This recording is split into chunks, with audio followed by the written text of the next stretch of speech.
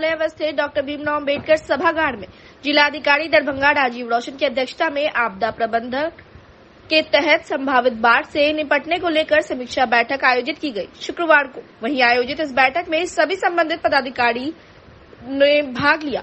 बैठक में वर्षा मापक यंत्र, तटबंधों के संरक्षण, क्षतिग्रस्त सड़कों एवं पुलियों, बाढ़ आश्रय स्थलों पर विद्युत आपूर्ति, शुद्ध पेयजल, शौचालय व्यवस्था एवं औसत भूगर्भ जल स्तर, मानव दवा एवं स्वास्थ्य, बाढ़ आश्रय स्थल निर्माण, पशु चारा एवं पशुओं, आकस्मिक फसल योजना, आपदा संपूर्ति पोर्टल, सरकारी एवं निजी नाव का निबंधन, आपदा संपूर्ति सूची का अनुमोदन, नाव का भौतिक सत्यापन, सैंडबैग का सत्यापन, राहत शिविर का सत्यापन, तटबंध की सुरक्षा, नहरों की स्थिति, पटवन की स्थिति एवं एसडीआरएफ भवन का निर्माण इत्यादि संबंधित बिंदुओं पर बारी-बारी से चर्चा की गई। बैठक में जिलाधिकारी ने कहा कि तटबंध सुरक्षा से संबंधित सभी बाढ़ नियंत्रण डिवीजन के कार्यपालक अभियंता को तटबंध की निगरानी करवाने एवं कटाव निरोधक कार्य संपन्न करा लेने और आकस्मिक स्थिति के लिए बालू भरे बैग चिन्हित स्थलों पर रखने के निर्देश दिए। जिलाधिकारी ने संबंधित पदाधिकारी को बालू भरे बैग का सत्यापन करा लेने का निर्देश दिया। उन्होंने जिला सांख्यिकी पदाधिकारी को सभी पंचायतों में वर्षा मापक यंत्र कार्यरत है कि नहीं जांच कराने के निर्देश दिए।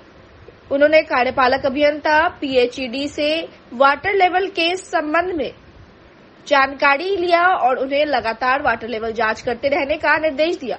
उन्होंने सभी अंचलाधिकारी को चापाकल के लिए जगह चिन्हित करने के लिए प्रतिवेदन 3 दिनों के अंदर उपलब्ध कराने को कहा। सभी संबंधित पदाधिकारी को तटबंधों का मुआयना कर लेने और पुलियों की साफ सफाई कर लेने को कहा। उन्होंने सभी अंचलाधिकारियों को अपने क्षेत्र में स्टोर किए गए बालू की मात्रा, गुणवत्ता जांच कर प्रतिवेदन उपलब्ध कराने, कंट्रोल रूम का गठन करा लेने निर्देश दिया गया और संवेदनशील स्थलों को प्राथमिकता के आधार पर चिन्हित कर लेने को कहा। जिलाधिकारी ने और भी कई महत्वपूर्ण बातों की समीक्षा करते हुए कई दिशा निर्देश भी दिए।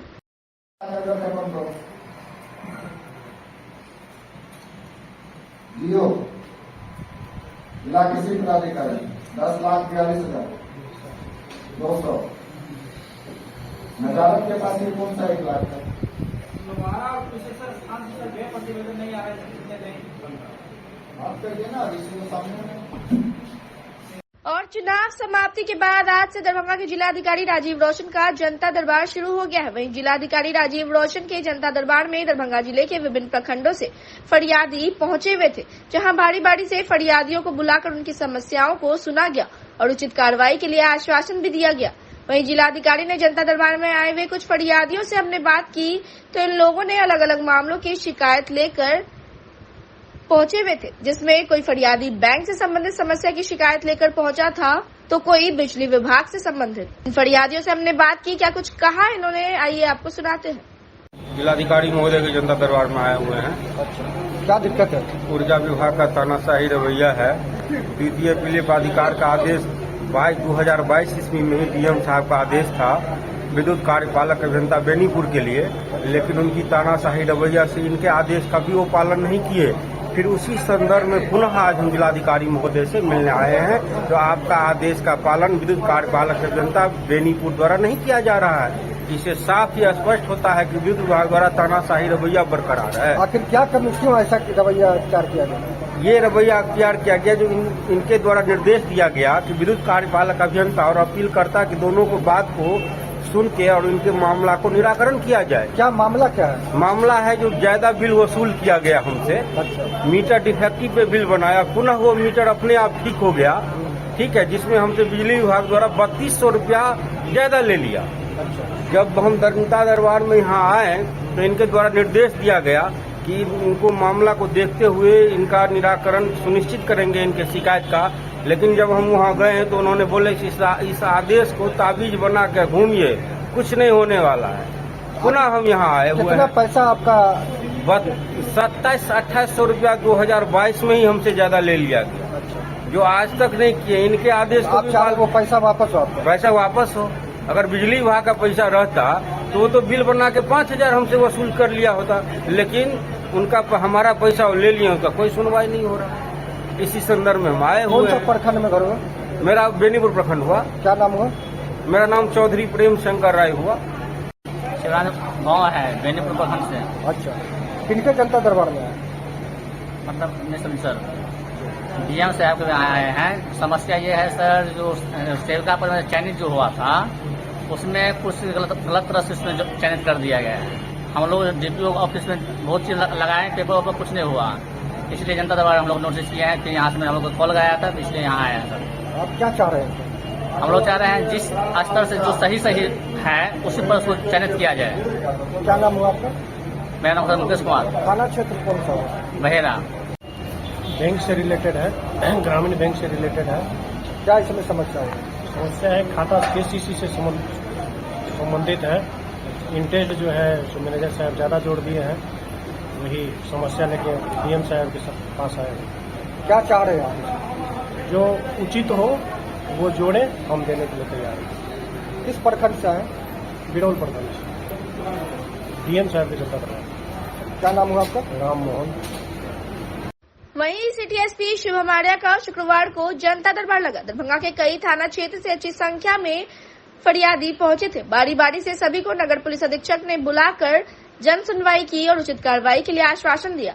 हम आपको जानकारी दे दें कि नगर पुलिस अधीक्षक दरभंगा के द्वारा प्रत्येक कार्य दिवस पर आम लोगों की समस्या की सुनवाई की जाती है और उनकी शिकायत का त्वरित निष्पादन किया जाता है। इसी क्रम में 7 जून को जाले थाना, लहरियासराय थाना, बहादुरपुर थाना, नगर थाना, कमतौल थाना, केवटी थाना, सिंहवाड़ा थाना, विश्वविद्यालय थाना, अशोक पेपर मिल थाना, हायाघाट थाना, मब्बी थाना, सिमरी थाना, कुल 33 फरियादी की समस्या की सुनवाई की गई और उनके निराकरण के लिए संबंधित को आदेशित किया गया। वहीं नगर पुलिस अधीक्षक दरभंगा के जनता दरबार में पहुंचे कई फरियादियों से हमने बात की। क्या कुछ शिकायतें थी इनकी, आइए आपको सुनाते हैं। क्या दिक्कत है? दिक्कत यही है कि जमीन नहीं दे रहा हम लोग को। अपने क्या? कोठा सोफा बना हुआ है। आप लोग उसमें हिस्सेदार हैं? हाँ, हिस्सेदार है। 3 भाई तो 3 भाई एक रंग में हुआ। अच्छा, किस तरह का आप लोग का जो रिश्तेदारी है लोग? कचेरा मचेरा हुआ, इसी तरह का है। तो इससे उतना ही नहीं हड़प लिया है जमीन। थाना पे गए थे? थाना पे भी गए, थाना पे भी गए तो उसका वहाँ से भी मार दिया। अभी कहाँ हैं आप? अभी यहाँ है सिटी। सिटी, हाँ सिटी इंसाफ के लिए आए थे।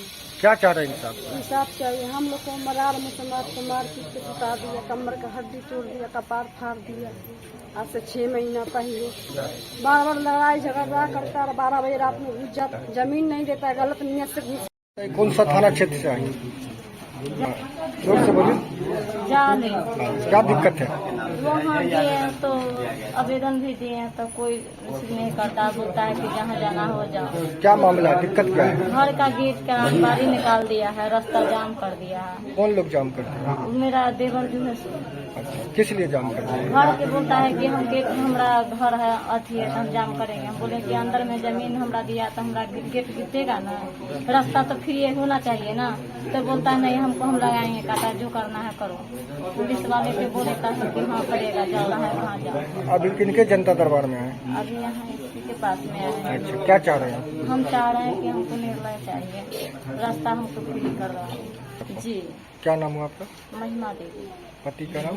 सुशील महिमा। लहरियासराय थाना। क्या दिक्कत है? दिक्कत यही है कि जमीन नहीं दे रहा हम लोग को। अपने क्या? कोठा सोफा बना हुआ है। आप लोग उसमें हिस्सेदार हैं?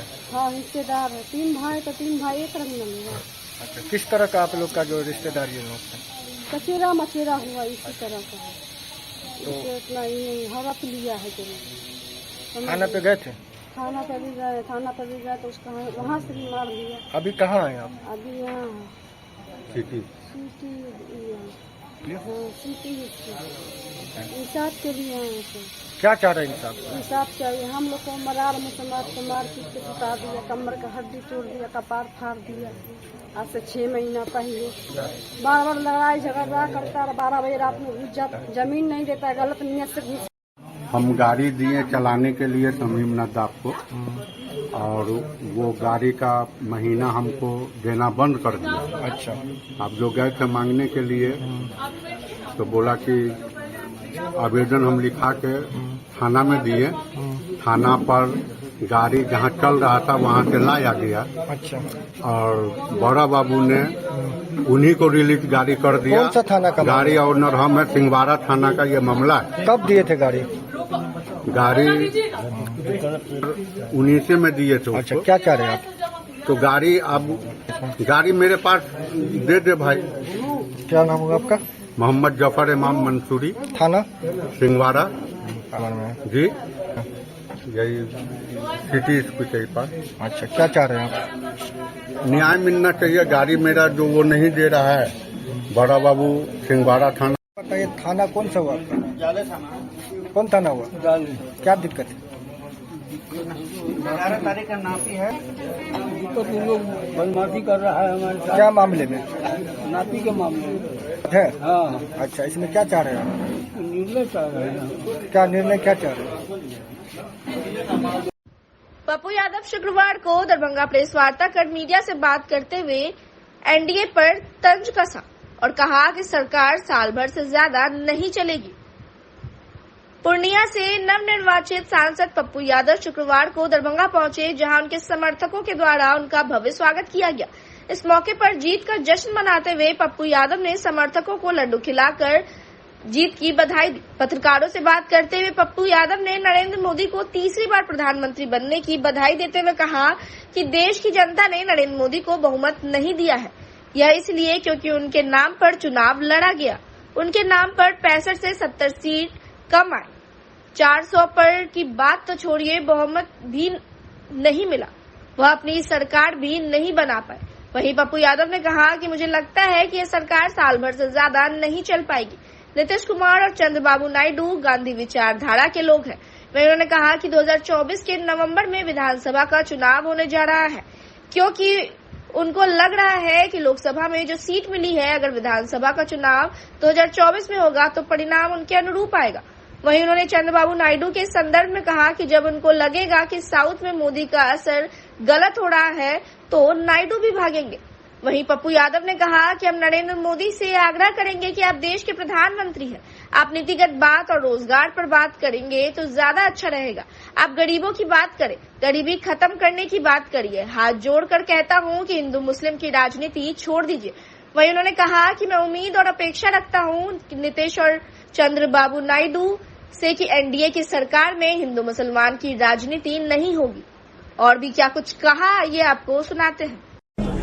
देश की जनता ने मैंडेट नहीं दिया आदरणीय नरेंद्र मोदी जी को, क्योंकि उनके नाम पर चुनाव लड़ा गया। तो 65-70 सीट कम आए उनके नाम पर, ठीक है। तो मैंडेट नहीं दिया। 400 पार की बातें तो छोड़िए, अपनी सरकार भी बना नहीं पाए। और मुझे लगता है कि ये चुनाव, यह सरकार साल भर से ज्यादा नहीं चलेगी, बहुत ज्यादा मेरी जो समझ है, क्योंकि जो ये लोग गांधीयन थॉट के दोनों लोग हैं, चंद्रबाबू नायडू भी और नीतीश जी। और नीतीश जी कितने दिन चलेंगे? 2024 में विधानसभा का चुनाव होगा। नीतीश जी ने भी ये बात कही, और हम कल से ही 2024 के विधानसभा के चुनाव में लग 25 में नहीं होगा, 24 में होगा। 24 नवंबर में चुनाव, देख लीजिए। नीतीश जी ने भी ये बात कही कि चुनाव में नवंबर में ही करवाऊंगा, उनका ऐसा मानना है। और मुझे लगता है कि नीतीश कुमार जी नवंबर में चुनाव करवाना चाहेंगे। फिर से इसको चूकेंगे नहीं वो। उनको लगेगा अभी जो हमारी सीट मिली है इसमें मैं विधानसभा का डुबकी लगा लूं, तो तब तक तो ये गठबंधन है। चंद्रबाबू नायडू जी को जब लगेगा कि साउथ में मोदी जी का असर गलत हो रहा है तो नायडू जी भी भागेंगे। जैसे बीजू जनता दल का, कई बार बीजू जनता दल के नेता ने मोदी जी को सपोर्ट किया हर मुद्दे पर, और अंत क्या हुआ? बीजेपी ने नाश कर दिया। तो बीजेपी नहीं छोड़ती है। तो इसलिए मैं दूसरा और अंतिम बार नरेंद्र मोदी जी से आग्रह करेंगे कि आप देश के पीएम हैं, आप नीतिगत बात और रोजगार पर बात करिए तो ज्यादा अच्छा है।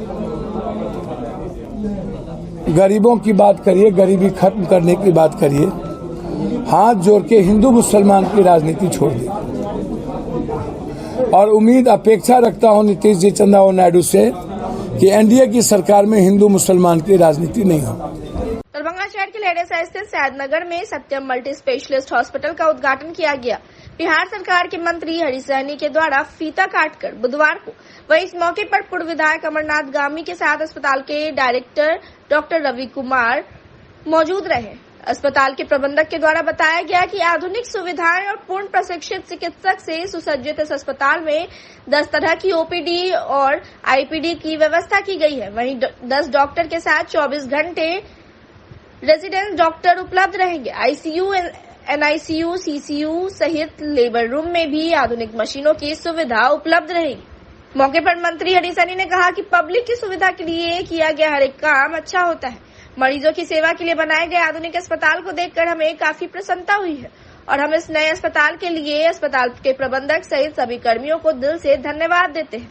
वहीं पूर्व विधायक अमरनाथ गामी ने कहा कि हमें काफी प्रसन्नता हो रही है कि इस अस्पताल का उद्घाटन किया, क्योंकि इस अस्पताल में सभी तरह की आधुनिक सुविधाओं की व्यवस्था की गई है, जिससे आम मरीजों को इलाज में काफी सुविधा होगी। अस्पताल के डायरेक्टर डॉक्टर रवि कुमार ने कहा कि हमारे हॉस्पिटल में सभी आधुनिक सुविधाओं को मद्देनजर रखते हुए सभी तरह के मरीजों के लिए पूर्ण व्यवस्था की गई है। हमारे अस्पताल में 24 घंटे इमरजेंसी सेवा के साथ सभी तरह की एक्सरे, अल्ट्रासाउंड, पैथोलॉजी जांच की पूर्ण व्यवस्था की गई है। हमारा हॉस्पिटल सत्यम हॉस्पिटल है, मल्टी स्पेशलिटी हॉस्पिटल। हमारे यहाँ 12 तरह के डिपार्टमेंट है और हम लोग सुपर स्पेशलिटी की कमी है दरभंगा में। उस चीज को हम लोगों ने पटना से कोऑर्डिनेट करके पीएमसीएच के डॉक्टर द्वारा कोऑर्डिनेट करके हम लोग उनको बुलाया है। सप्ताह में 2 दिन के सब लोग आ रहे हैं, तो हम लोग सुपर स्पेशलिटी पे अच्छा फोकस कर रहे हैं।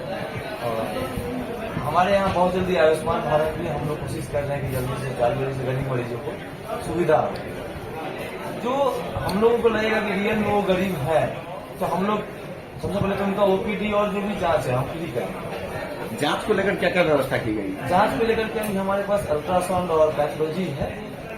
आगे हम लोग कोशिश करेंगे बहुत जल्दी सीटी स्कैन भी लगाने का, बट हमारे पास अभी अल्ट्रासाउंड।